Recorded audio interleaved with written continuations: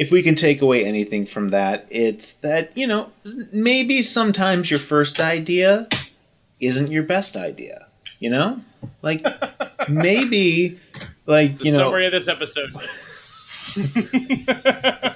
It's Knuckle Puck time! What the heck kind of a shot was that? You've never heard of a Knuckle Puck? Whoa! Quack! Quack! It's Knuckle Puck time! Welcome, everyone, to Knuckle Puck Time. I'm Andrew Apple. I remain David Hankla. And I'm Mark Winsky.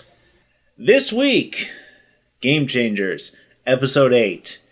It gets real now, guys, because, spoiler alert, they're going to States. And honestly, if you didn't know they were going to States... We going to State, baby! Shock. You kind of had to know at the beginning, because if they were going to stretch this out over 10 episodes, and they didn't have the Don't Bothers playing the Ducks in the finals in episode 10... I would have found that fantastic. The Don't Bothers get all the way, they build up, they build up right to the edge, but they're about to go to States, and then they don't make it. Yeah. Well, guys, now we know why last week's episode sucked so much.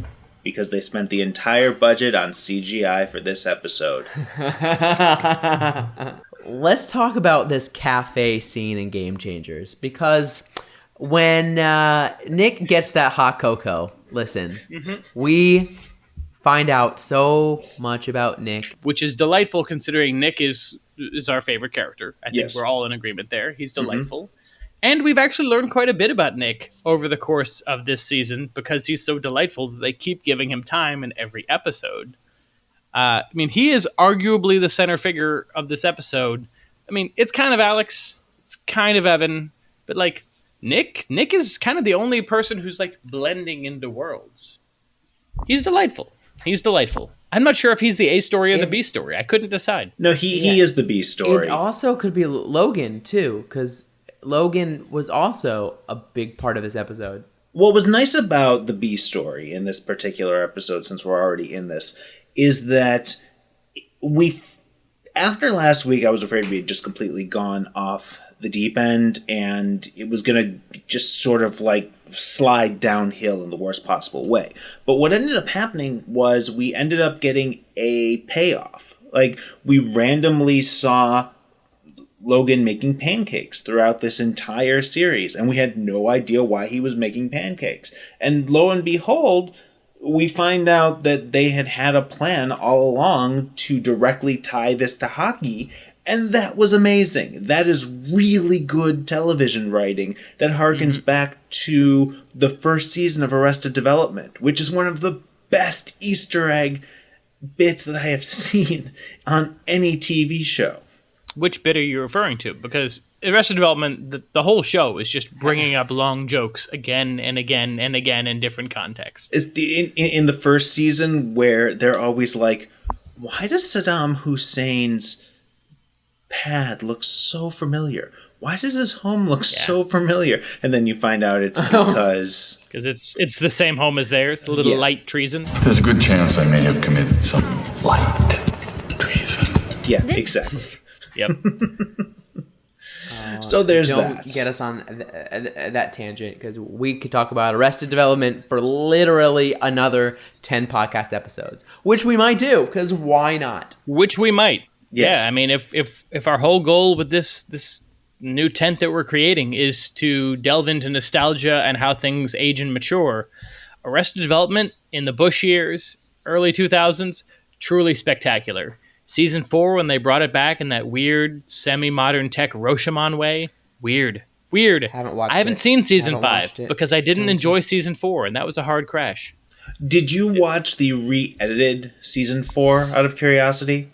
Who re-edited it? Is this a fan thing? No, Mitchell Hurwitz, he was like, yeah, I had this initial plan of a choose-your-own-adventure idea. It did not work, so he took the 13 episodes and he recut them into, I think, either 17 or 18 episodes that actually made a lot more sense. And he came out specifically saying, at my core, I am still a capitalist, and I would like to see this get to syndication somehow. And then the cast came back and said, there are more episodes, pay us more. And Netflix said, no.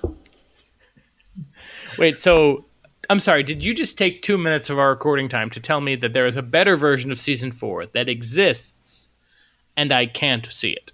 No, I'm telling you there's a better version of season 4 that exists, and when we're done, you can go watch it on Netflix. Oh, so it is on Netflix. The cast just said there are more episodes, and Netflix said we're not paying you for things you already got paid for. Yeah, because they didn't go back and reshoot anything. He just re-edited, he being Mitchell Hurwitz, the episodes, and made them make more sense. And thanks for coming to our Game Changers of podcasting, because we have talked about it for literally 30 seconds. Should we even continue? Yeah. Let's get into it. Let's get into it, because you know what? The pancake storyline. 10 people watch. 10 people are watching the show right now. 3 of them are us, and you know what I think we need? I think we need to jump right into. Let's jump into the duck hunt. All right. Have we actually given any summary of this episode yet in any capacity? But here's the thing. We're not going to give a summary. We don't know need why? It. Because no one's watching it. No one's watching the show, man. I'm going to be blunt. Like, we might be the only 3. We might possibly be the only 3 people. I know for a fact we are not the only 3 people who are watching this, because I have started interacting with other people on YouTube. Lauren does who not are making count. reviews.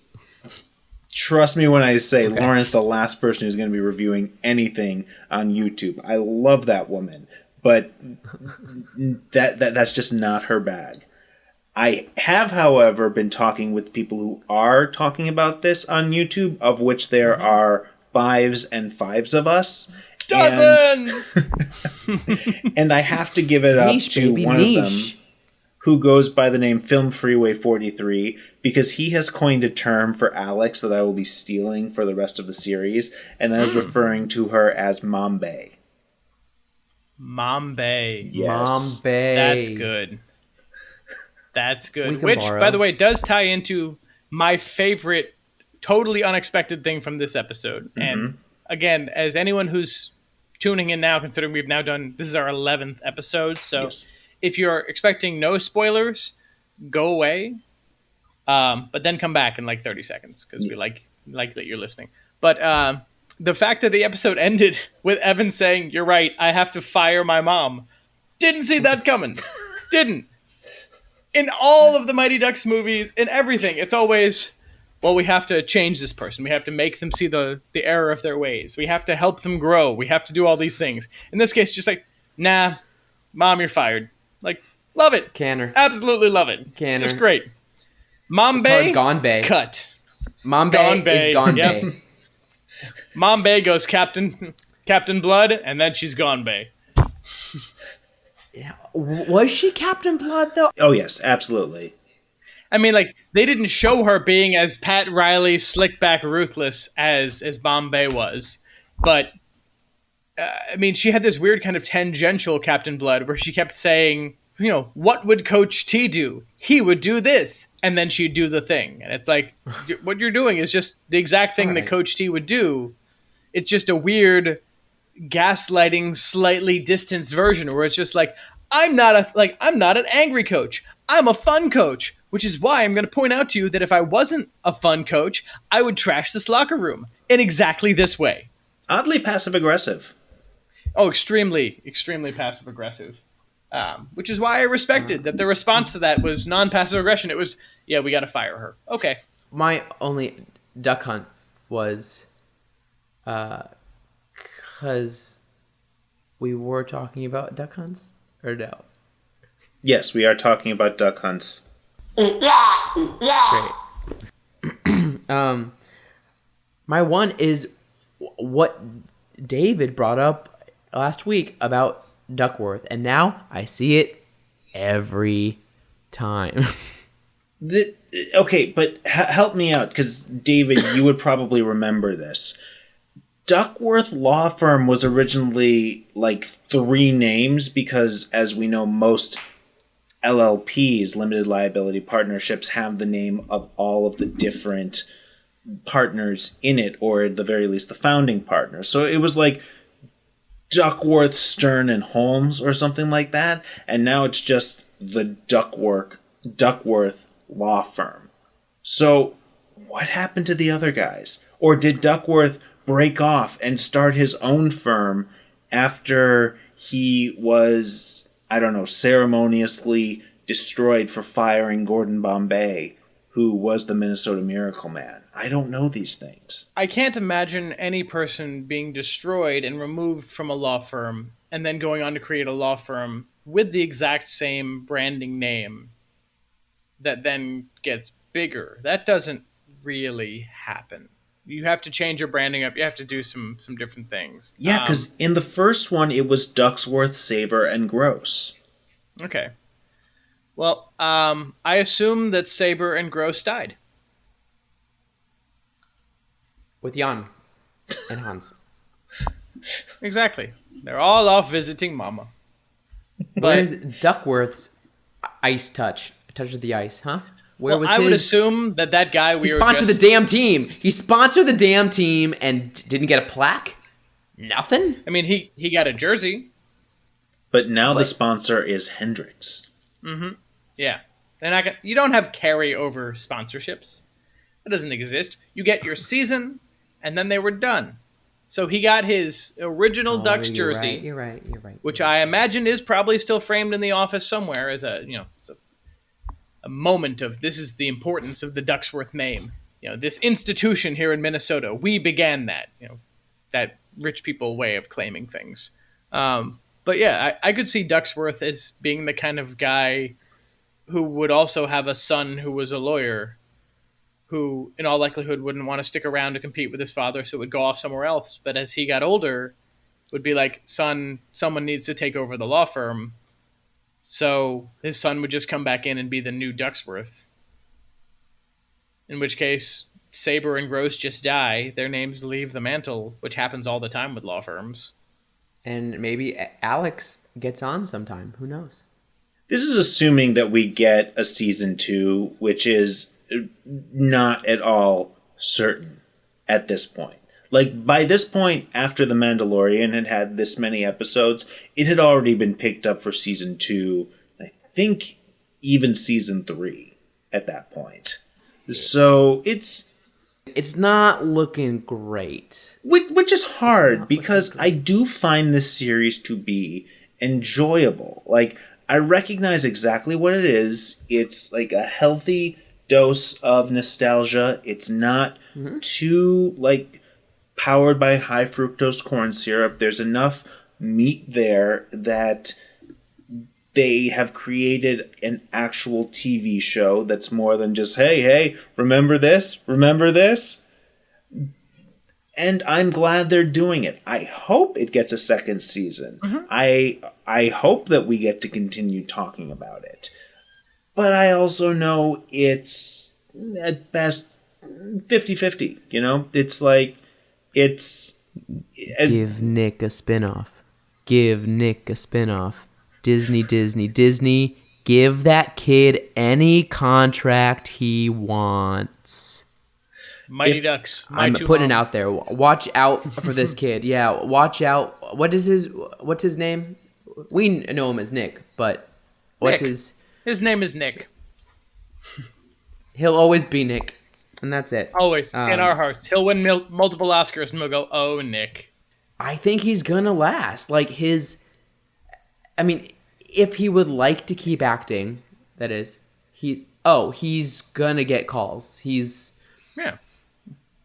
not just a good child actor, he's a good actor. The actor's name is Maxwell Simpkins. But yeah, you look through this cast, and obviously Lauren Graham will keep doing whatever Lauren Graham wants to do. Luke Islam, who plays Coob, he's going to go on and do some great things. We can all kind of generally assume that. Yep.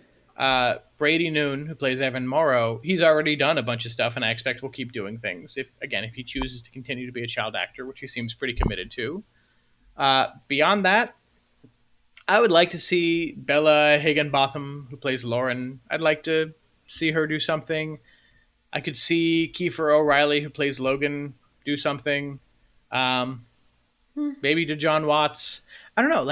If you look at who from this cast really pops, Coob being able to sing that way immediately stands out. Nick stands out. That's it. Everyone else, like, I like them. I like the characters. I like the show. I like the dynamic. But they cast the show so well that every character brings something to the table that doesn't overpower anyone else. Nick just happens to be so funny that he shines through over the rest, though what he's bringing to the table is the same. It's like when someone shows up for Thanksgiving and they're sweet potatoes, everyone's just like, holy, these are phenomenal sweet potatoes, and we forget about the turkey. I don't know. Well, bringing it back to this particular episode, I think Nick did no wrong, but was I the only one who found it slightly annoying that Nick's mom's hashtagged putting fun first? Like, that shouldn't be a thing. You don't put a hashtag on a t-shirt. You do if you're a Minnesota mom. I just feel like this is our like 4 a.m. college paper kind of episode where we're like, we're almost done. Let's just put the... If nothing else, and I think this is very true of Disney shows in general, Disney projects in general, is that the bad guy in their modern storytelling usually has at least a legitimate reason that they are doing what they're doing. Like, if this were the 90s, it was very black and white. Like, good guy, bad guy. Like, you know, Simba was the good guy, Scar was the bad guy. Aladdin was the good guy, Jafar was the bad guy. But ever since we've gotten into the age of Avengers, Thanos has been the character where people are sort of like, you know, I don't agree with his methods, but I kind of see his point. Like, you know, his methods were stupid. Yes. Do you know how much the human population on this planet has exploded in the last 20 years at all? If he eliminated half the people on the planet, he'd have to come back every 25 years and just keep freaking doing it. It's really stupid. That was my frustration, too, when I sat down and thought about it. It's like, your problem is that you can do anything, and your response is to get rid of people when you could just increase the natural resources? Just increase the resources. Increase the resources. Appoint 40 people on the planet to be wizards who can grow food out of the ocean air. Like, doesn't matter. Just literally, just be a god. Be God and just make life better. Know what won't happen then? Beheading. If we can take away anything from that, it's that, you know, maybe sometimes your first idea isn't your best idea. You know? Like, maybe, like, it's the summary of this episode. Oh, it's like, so can we just jump into a penalty box? I'm ready. Andrew, the penalty box! This don't make no sense. Go for it, Mark. What do you got? So, the penalty box. Going back to Alex and her, she was like the mean coach. She turned into all this. I wanted to see the return of Captain Blood. I wanted that line in there so badly, and it didn't happen. Also, is what Logan did a legal hockey move? Can you pick up a puck? Yeah. Yes. Like that? You can. Well, yeah. I've seen it done. As long as it is on your stick, then yeah.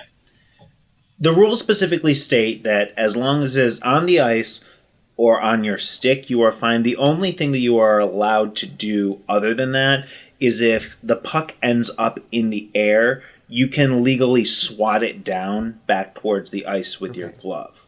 Other than that, it's pretty much fair stuff game. That Dwayne, right, in D2 did was still legal then? Yes. Yeah, totally fine. What was not legal was putting Russ in as the goalie without announcing it or letting him take off his mask without stopping the game. It was also magical that somehow he was able to completely change into full goalie pads that quickly. Yeah, you mean when what's his name goes, The goalie! Yes. Good moment. Oh, my goodness. Just, I wanted to care about Logan's story more. I wanted to care more. The heartfelt conversation, though beautiful, with Nick, I just didn't believe it. I wanted to believe it more. That's it. It's hard to care about the suffering of hot people. It is. I mean, as was Nick's entire point the entire episode. Oh, Logan, look at you. Life is, for the most part, pretty good for you. Things just kind of happen for you in positive ways. You can just ask people for something, and of course they're going to say yes. Which, to back this up, is pretty much exactly what happened with Bombay. That Logan was bummed, so Bombay said, sure, I may be a curmudgeon who chooses not to back up anyone, but I'll take some of the extra time that I have to give you individual one-on-one coaching. Yes, we know that Bombay is coming out of his shell.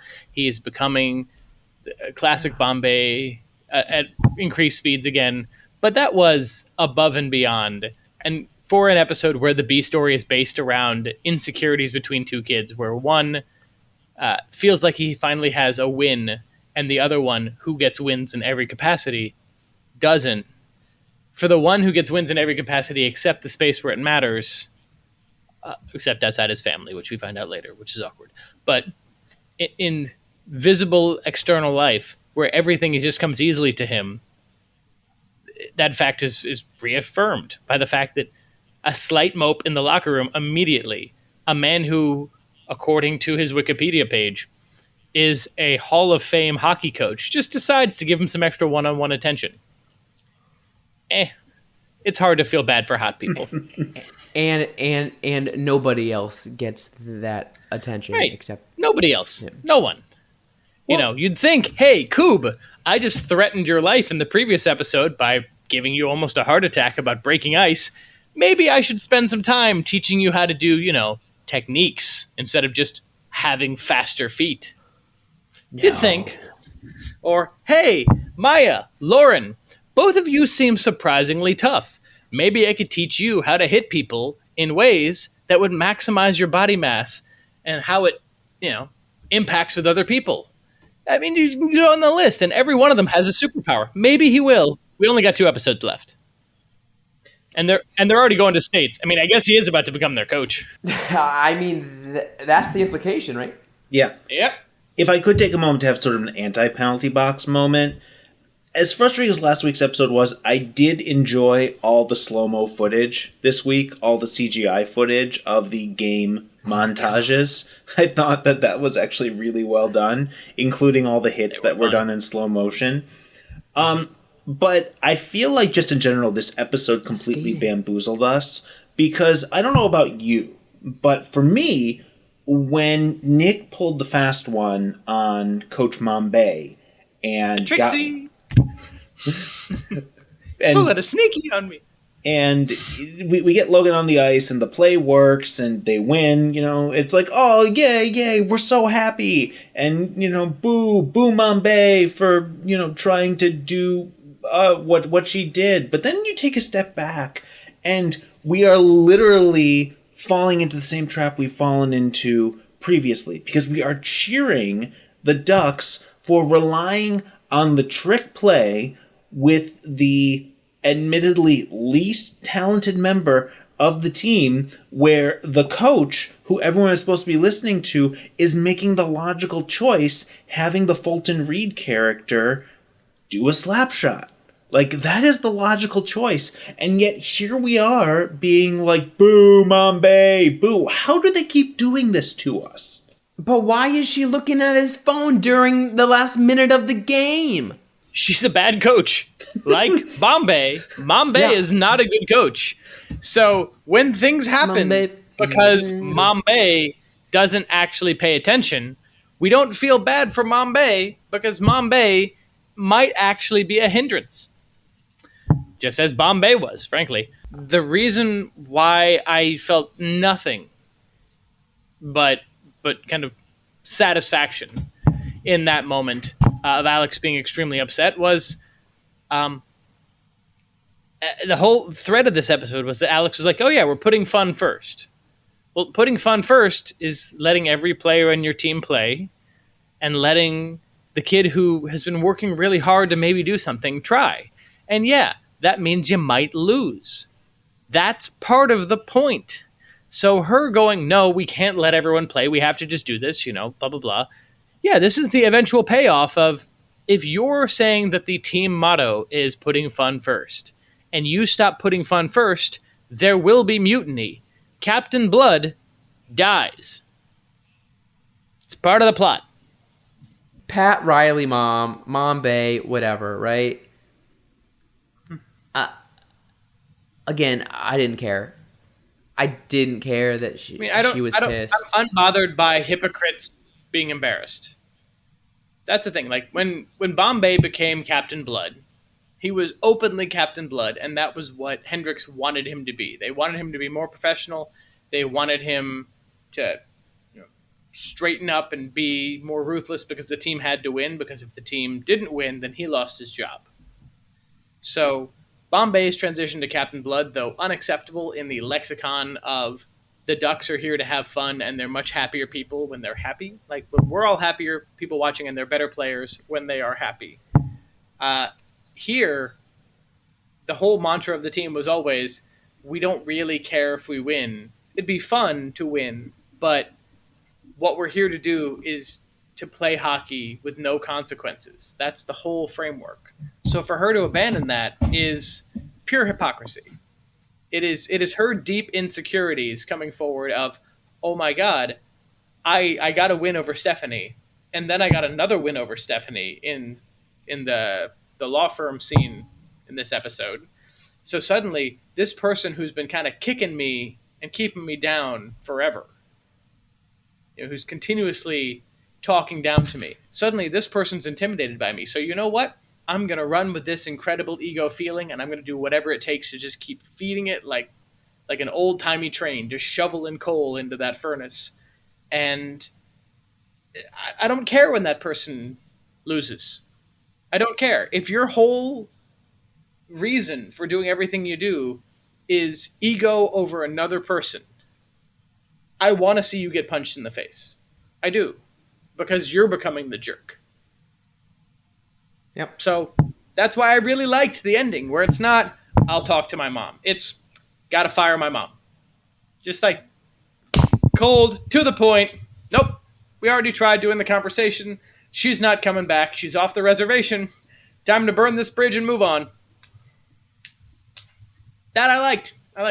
In general, I found this episode entertaining. It was very efficient.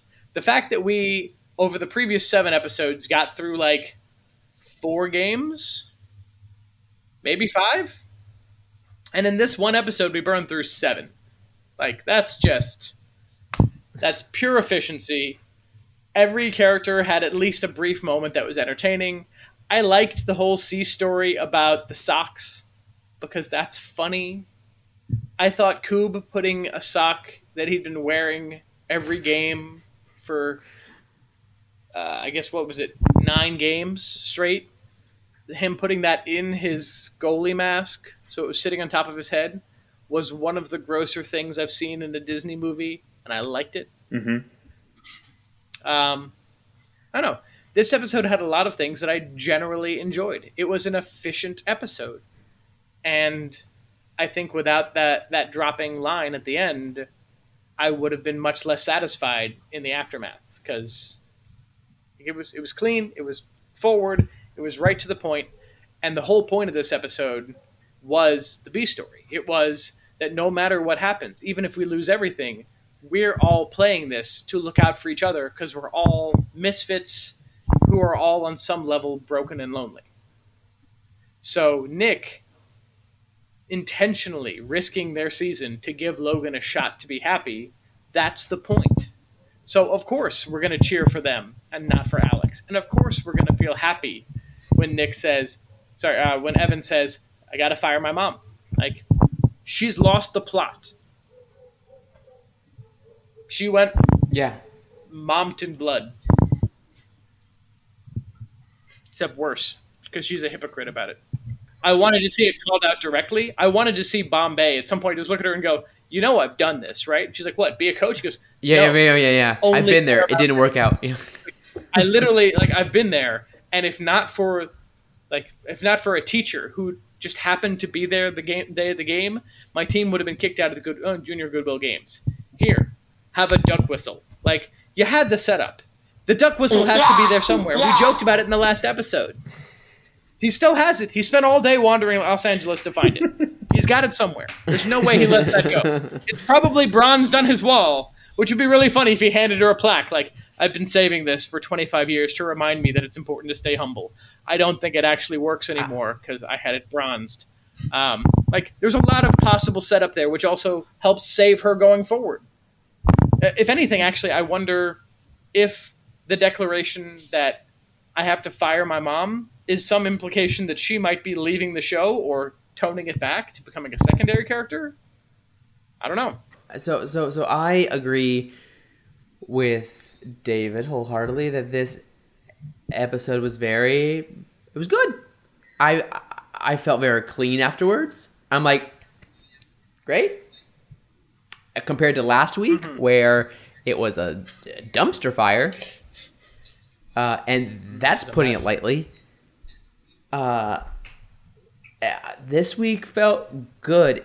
It felt good to have the team back together as a team and seeing what you said, like seeing a team mentality that every player matters and no one player is more important. And it was great to see that. Right. A quick thought, if she happens to be fired, which it looks like she is, I'm almost feeling like Bombay isn't going to be the coach. I think it could be a past Duck player who knows Duck things, possibly. I don't know. That'd be cool, though. I would be very surprised to see how they could make this show work without Bombay, because Bombay is the anchor between the past and the present. Yes. And if you lose that, what do you really have? Right. It's a totally different show at that point. I hear that. I understand all that. I think I just want I do want a twist. I love a good twist. Well, I think what you want...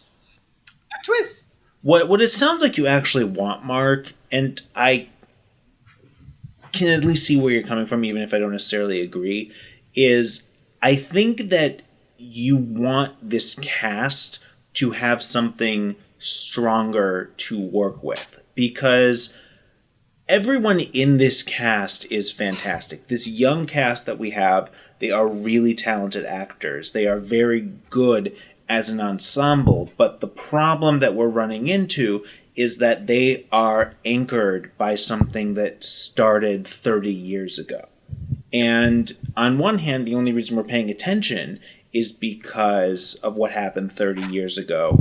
But on the other hand, it would be good to see this cast be able to break the mold without it becoming this whole other thing. Because the comparisons that you see to this, the Fuller Houses, the Cobra Kais, the Will and Grace reboot, the Murphy Brown reboot, like all of these things live or die by how well they take what was done in the past and reimagined for the present. So Cobra Kai works really well. Murphy Brown did not work all that well. Here, it's weird because it feels like even though all the pieces are ultimately there, we keep jumping on the fact that it feels like something is missing. And this is why it's so much easier to criticize than it is to create, because I can't put my finger on it right now. But I can tell it's there. You know, it's like when someone who doesn't know how to sing hears a really bad performance, they might not know why the person's a bad singer, but they know that person's a bad singer. I think my biggest issue with how this series seems to be progressing right now is that it's revenge. If you're going to say that it's a show about just having a lot of fun and how just not treating things as seriously and really just being happy is what makes you better, like, okay, cool. Then we should have run with that, and we should have accepted that they were never going to make states, but they were going to get to play the Ducks one more time, and maybe they tie the Ducks, and they still don't go to states, but something where you can see that if you're really happy and you really know and trust each other as a team, then you know what? You're not gonna win, but you might rocky it and take it right in. Right. Yeah. Instead, now they're going to states and they're setting it up that they're going to beat the Ducks. And this entire episode, though it was enjoyable, undid all of the goodwill. Beat the Ducks? Maybe not. Are they going to beat the Ducks? If they are setting it up the way that it appears to be set up, one of two things is going to happen. Either they're going to beat the Ducks and this is going to be a one and done series, or they're not going to beat the Ducks and that's going to lead us into season 2. Because it only makes sense that the stakes get raised in season 2 by having them lose at the end of season 1.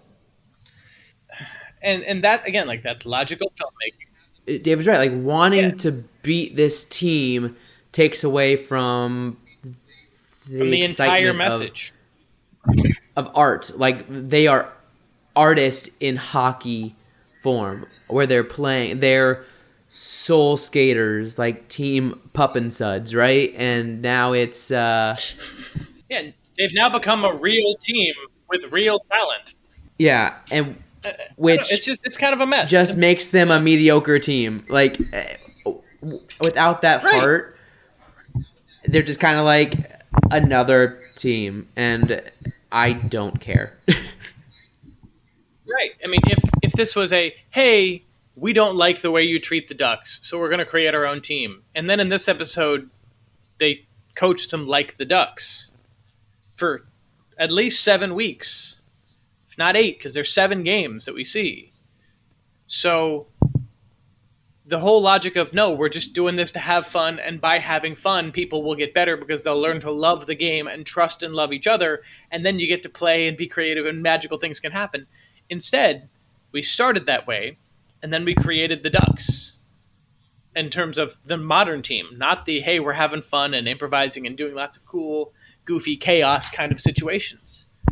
They just created the Ducks Mark II, who are worse. So it doesn't feel right because it's become a show about we're better than you, which means that in the beginning, Evan getting cut from the Ducks, all he's wanted was to beat the Ducks. He wanted to be better. He wanted that opportunity, which means that the reason that he brought the rest of the team together, at least on the surface, is a lie. And that sucks.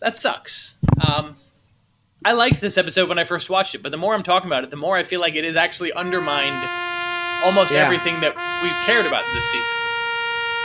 So, yeah, good. I'm glad that they're firing Alex because she undid all of the goodwill that we'd earned. And I don't really understand why the other parents were okay with this. Because parents are stupid. I mean, just don't yeah, understand. But parents also pay attention. I mean, if I am, this is a weird stretch for me, but like, if Nick's moms are so excited about Nick having scored and the team being better and this all being really wonderful, to the level that they hashtag a t-shirt and then get her the hashtag on a coffee mug, and see Alex, being the her I was just talking about, go and do an interview talking about putting fun first. And then suddenly your son is doing 2-a-days where squishy little podcast body Nick is coming home so tired that he's passing out, so he can't be there for family Scrabble night and everything else. I'm gonna notice that as a mom. I'm immediately gonna be like, "What is going on? I thought these were 3 practices a week, and the whole point was that you were having fun." Yeah, but we're trying to make it to states. Is that what you all want to do? It'd be cool. Yeah, but is that what you want to do? When did you guys decide that you were going to be a really intense team? That doesn't seem like putting fun first. Like that's what parents notice. Parents notice when their children's behavior changes, and they figure out what caused that. So this is a weird episode. You were not raised by sports parents, were you? I mean, I played the sport every season through high school. Then you clearly had very different parents, because the sports parents that I saw, they were much more concerned with seeing their children become essentially smaller, better versions of themselves. And if they are winning, sure. it's very Nick's easy to parents are look not the other way. Sports parents, though, right? Right, that's the point. Like none of Sophie's these parents, kids are we sports see parents. Sophie's parents be like, "Oh my God, you're winning! This is how you make it better." Yeah, the whole point is none of these kids are sports kids of sports parents. Logan has a whole discussion with Bombay in this episode where Bombay says, "Why do you have all this professional gear if you don't know how to use it?" And he said, "Things were really rough when my parents split up. So since they couldn't figure out what to do, they just bought me great stuff. You know, I have a world-class guitar and I don't know how to play it." Like, that's the parents he has. Those are not sports parents. Sports parents get their kids the gear that is appropriate to their level, or they get them gear that is way inappropriate for their level and then push their kids to earn it. These are non-sports kids with non-sports parents who suddenly have kids who are competing potentially for states and are doing two-a-days during the school year? Like, when are these two-a-days also? Because the two-a-days that I remember having, you woke up at 5 a.m. to practice. There's a lot of issues here that I didn't really see when I first took my notes on it, because I thought it was like, yeah, this episode is just, kind of efficient and fun and clean. And no, like this episode kind of undermines hypocritical of the point. entire season. Yeah, Yeah, so now episode 9 has to dig itself out of the episode 8 hole. But no, this whole episode was just, it undid 7 episodes of goodwill. And Bombay not calling her on it. All he had to do is, let this happen for 4 games, 5 games of the 7. Maybe even it's 6 games, and you're going into the 7th game, and Bombay, she's like, "Come on, you come into the game?" And he just goes, "No." He goes, "Why?" And he goes, "Because you've completely undermined Look at everything yourself. you've Yeah, planned. yeah. And Look at yourself. Yeah. Like, give me a Bombay speech. And yes, she could be that's struggling what with it this. is. It needed a Bombay speech to slap her back around and be like, "I've been through this before. Like, I almost lost my job as coach of Team USA hockey because I went so serious about things. These kids are here because they love hockey, because they want to have fun. And yes, winning is fun, but know what's more fun than winning? Fun." Yeah, give me the same story that they did. Maybe they're down going into the 3rd period, and she goes into the locker room, apologizes. They're a team again, exciting, and then they win on a team. Yes. Well, okay, and this is where actually I think we can segue into the fact that we have to remember, up until the past 7 episodes, we had been dealing with movies. Now we are dealing with a TV show. It is perfectly possible we will get exactly what it is that you just described. In fact, I sincerely hope we do, but it will be somewhere within the next 2 episodes. I get what you're saying, and I get that as a potential pacing for TV shows.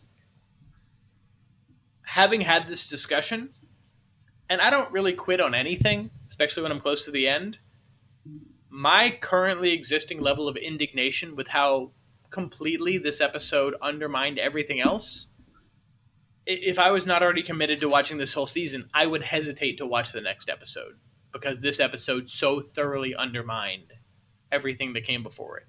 And that's the thing. It's not even like it did it unintentionally. It consciously did it. The fact that Alex is doing these interviews talking about putting fun first, that's the importance. And underneath, she is doing the opposite. The plot of this episode is undermining everything that they value. They made hypocrisy and negation of our investment into a plot point. I'm offended by that. Okay. You're not wrong. Yeah.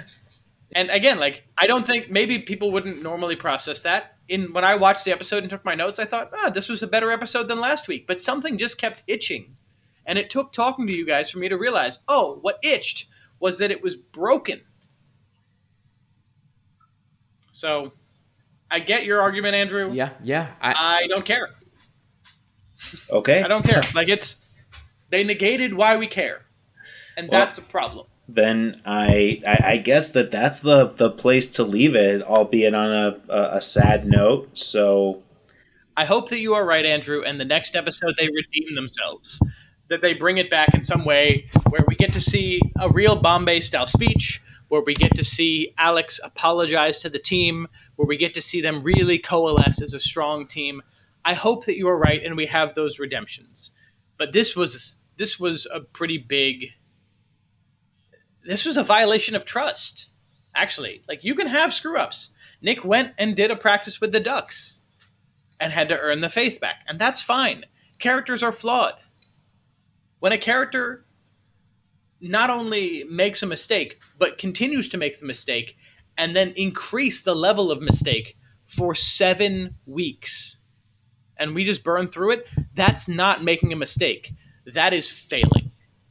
So that's a big hole that they now have to dig their way out of with 2 episodes left, which takes away from their ability to really make this ending as satisfying as they want it to be. And that sucks, especially if the show ends after 1 season. Yeah, the only thing, just quickly, last thing, the only thing we had was the heart, camaraderie, and just joy of this team. And now... Yeah. I mean, it's not all lost. They're still joyful. They're still this. But now they're also good hockey players going against... Right. They tried to paper over the idea that, oh, yeah, maybe we're winning because we're doing 2-a-days when we're 12 by saying, oh, yeah, we're wearing lucky socks. No, you're winning because you're practicing a ton. You're winning because you are working harder than anyone else to be better than everyone else. That's why you're winning. They just threw the whole sock thing in there to try and be like, ha ha, isn't it fun? We're still bad, right? This is lucky. It's amazing. Ha. No. Which would have been fine if they were having fun doing those things, but they weren't. Right. They were not enjoying that. No. Andrew, anything to close this out? I mean, I'm just very sad right now, so I'm going to play a fun sound effect.